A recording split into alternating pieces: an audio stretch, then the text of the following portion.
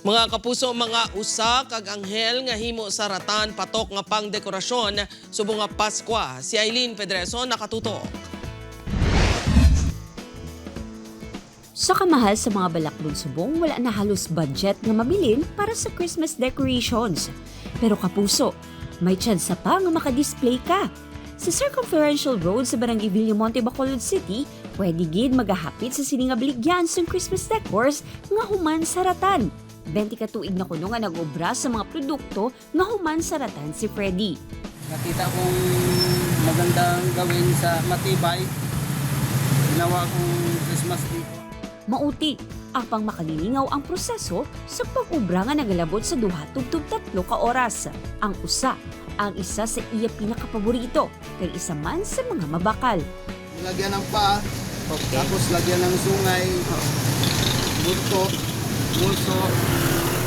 Maganda na siya, usa na siyang tingnan, mahirap.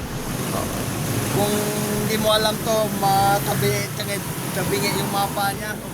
Kaya mga sungay, mahusay na maggumawa. Nagkalain-laing nga kadakuon ang usa kag anghel nga ginaobra ni Freddy.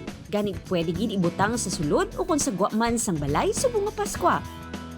Gani kapuso, mas hatagan ta sang duag ang aton nga Pasko pinaagi sa pagbutang sang dekorasyon nga simple pero espesyal. Eileen Pedreso, 1 Western Visayas.